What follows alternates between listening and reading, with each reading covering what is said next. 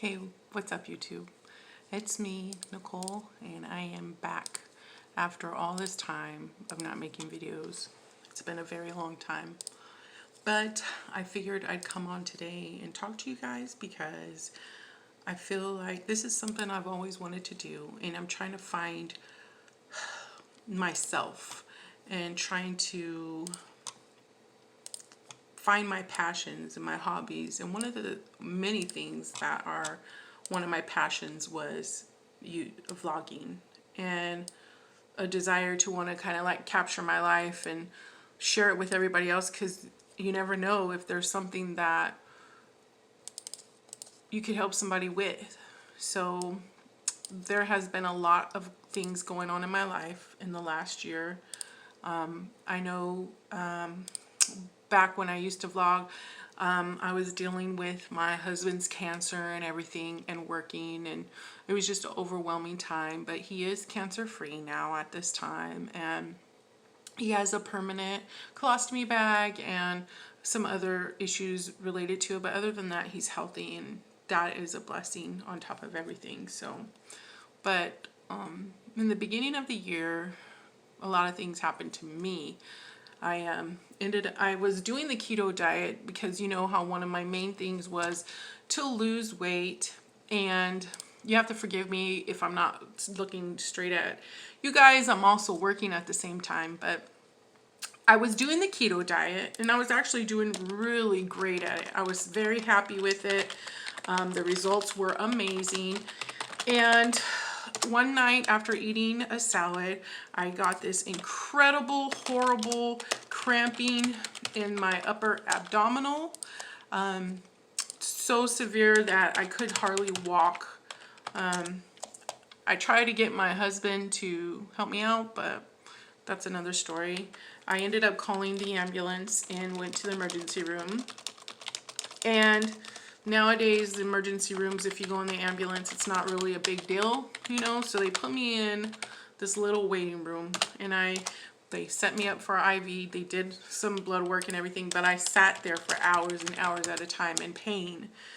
And what ended up happening was I was getting frustrated. My husband came and met me at the hospital. He had to work.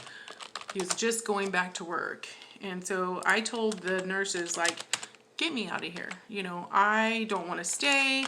I don't want to wait. And then finally a doctor came and talked to me. He's like, we need to run some more tests. We've seen something, you know. So I was like, fine, do what you got to do. They sent me for an ultrasound, and then still more waiting. So I'm like, what is going on? You know, I want to leave. You know, I already sent my husband home, so I was there by myself.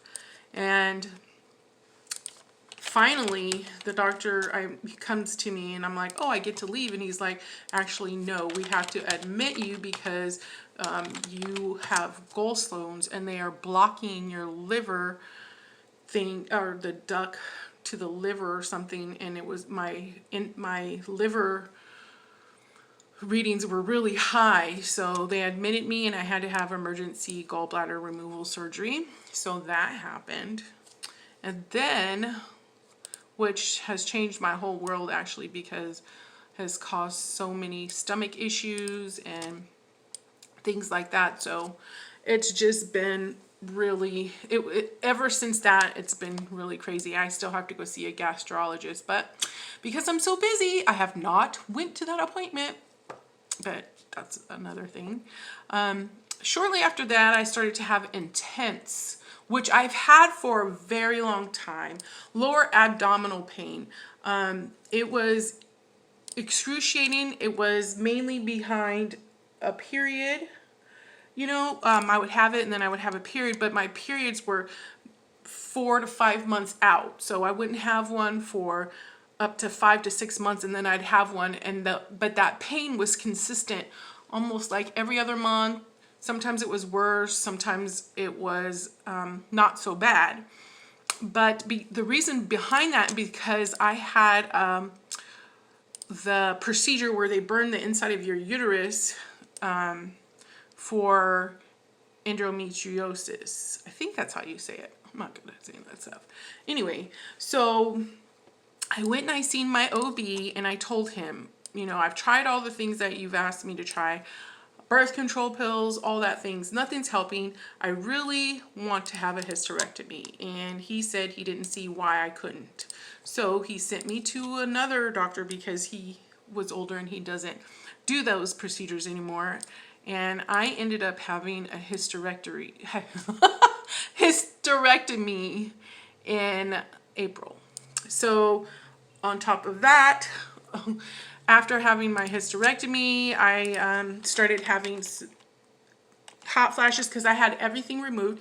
I had the fallopian tubes, the ovaries, I had it all removed because I did not want, the possibility of those pains coming back again. I didn't want that. So I told him, take it all, which put me into premature menopause. So I was having hot flashes and just a lot of stuff, mood swings. He didn't put me on any estrogen initially. So then I contacted him and told him I couldn't. I was constantly exhausted. I went to my doctor, found out my thyroid was acting up. So after that, I contacted my doctor and I started taking my thyroid medicine. The sleeping kind of got better. So, I was not as tired, but then it hit me again. I started getting really super, super tired. So I was like, I contacted my OB. He said I needed it sounded like I was having an estrogen deficiency. So he prescribed me estrogen. I have thyroid medicine. And on top of all that, I'm depressed. I'm depressed. So I have thyroid medicine, estrogen, and depression medicine. So yeah, that is my life right now, But it's okay. Things have changed in my life, in my marriage. I'm still married, but it's tough. And I know that marriage is not easy. It is not. And I am just trusting in God and waiting for him to direct me on how to be, what to do. I read an article today that was talking about the things that we go through, we should thank God for, because those are the things that are making us stronger and making us into the women that, or the woman that God desires us to be. So that was really beautiful. And I've been reading a lot of self-help books lately, or not self-help books, but like encouraging books. Like my sister-in-law gave me, let me borrow this book. It's called Her. I know it's upside down, but it's called Her. And it's just got all these like strong poems in there that are just so amazing that I love. I'm also reading a book called You Are Enough by Mandy Hale, which is really, really good. I'm halfway through this book. Yeah, just that. On top of all of that, my son just left for basic training. And I'm sad. He's 25 years old. I want him to do this. I wanted him to take this and do something with his life. And not that he was a bad kid or anything like that. I just wanted him to have a focus and to a career. So I helped him through the steps of getting it all done. We got it all done, and he was shipped out on the 13th. He is in Georgia right now, and I miss him terribly. I can't talk to him. I'm like constantly wondering what's going on with him. Where is he at? I know he's in reception right now. Otherwise, I would probably get a call from him saying that he's made it to basic training. So he hasn't even made it to basic training yet. And I just miss him. I miss him. It's so different whenever you have your kids here. And of course, he's an adult. He's 25 years old. And he does his own life. He does his own thing. But I'm reachable, I can help him out if he needs a ride somewhere. And not that I baby my son, but I like to help my kids out. There's nothing wrong with that. If he needs a ride somewhere, I take him, because he hasn't gotten his license. But anyway, only one of my kids have their license. I have 4 kids plus 4 step kids that I love. But none of them have their license. Well, I have to take that back. 2 have their license, the other ones do not. But yeah, I miss him, and I can't reach out to him like I would normally do when I'm feeling like, oh, I miss my kids, you know, and say, hey son, how are you doing? Because he's there, and I'm proud of him beyond belief. I'm so proud of him, but I don't know what he's doing, so it's driving me insane. And I've been on YouTube watching all the Army videos that I can find about reception, what happens next, what's gonna happen. I've just I have been nuts doing it, but it's just because I miss him, you know, and I want him to succeed, and I want him to make it through basic training, so I'm constantly wondering where he's at in the process, you know. It's a great thing, and I'm proud that he's serving our country, that he will be serving our country. It's just I want to know what's he doing, you know, as of any mother, especially if your child goes off to the military, you are definitely going to worry and hope that everything's okay with them. So that's kind of where I am at the same time of being proud.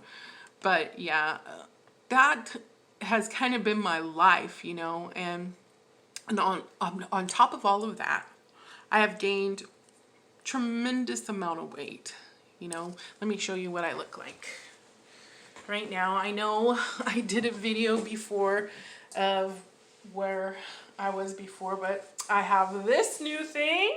It's attached to me, and of course I have my hips and big bottom.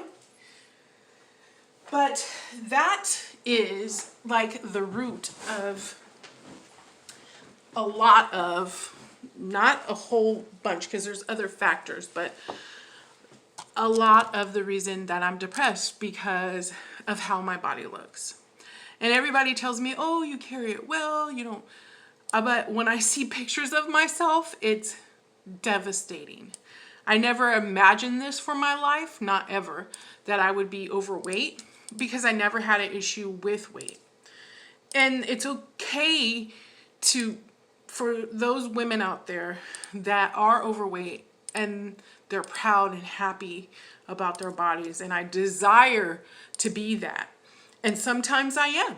Sometimes I feel great, like I don't care, I'm beautiful, you know. But then there are other times where I see my double chin and people take pictures of me and I see them and I don't look how I feel, because I don't feel like I'm overweight. Only sometimes do I feel like I'm overweight, when I run out of breath walking down the street, you know. But it's devastating to know that I'm here, and I have no, in my mind I have motivation to do things. In my mind I say I can accomplish this every night and every day. I promise you, I'm saying to myself, I am going to start tomorrow eating healthy. I'm going to start tomorrow keto. I'm going to start tomorrow going to the gym, you know, all these things that I'm constantly telling myself, but I don't have the energy, or I don't have the, I don't know what it is. I just don't do it. And it's depressing to me. And you know, there are some people out there that are like, you can accomplish this. You can do these things. You just have to make up your mind. You have to be tired. And I am tired. I'm tired of being overweight. I'm tired of feeling the way that I feel. I'm tired of wearing plus size clothes. I am. This is for myself. I'm not speaking for anyone else. I'm just speaking for myself. I am tired of being overweight. And I don't know how to accomplish not. I mean, I've read things, I've wrote notes, I have notes all over my desk about how to lose weight, eat this, eat that. But in a home where it's just me that is trying to do that, and the funds are not like available for me to just buy everybody else what they need and then buy myself, it's definitely hard. And it's easier to go to the things that are easy to eat, you know. I tell myself in the morning every day, myself at night, every night, tomorrow you're gonna start and you're not gonna have cereal for breakfast. But guess what? I'm working, and that's the first thing that's in there that's easiest for me to grab is some cereal. So that's what I do. And I'm defeated from that point on, and I just give up for the rest of the day. And I don't know what it's gonna take for me. You know, I'm only gonna be, I only can say that I can go day by day. That's it. Because if I don't, it will make me more and more depressed. And I just don't want that. You see these black rings under my eyes? I can't sleep.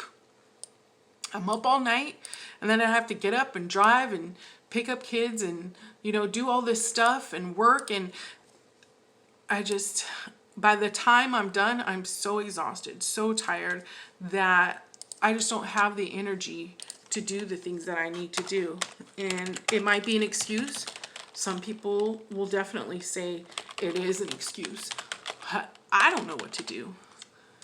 So I'm going to say this.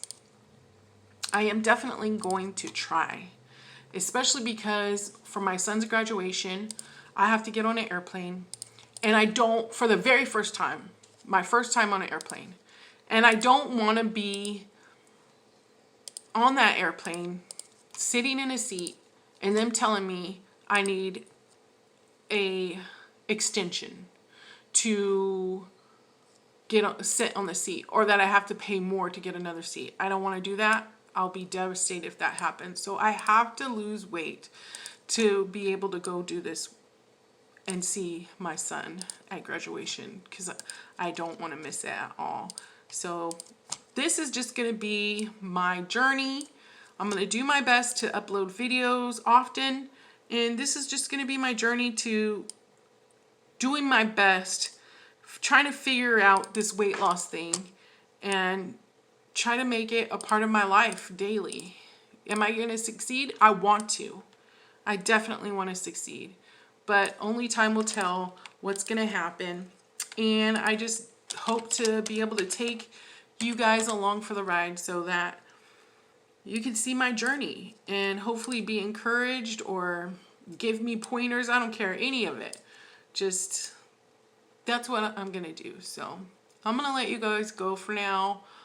Please subscribe if you find anything that's interesting. I know I'm just starting out again, but you never know what can happen, and you can make that happen with me. So thank you.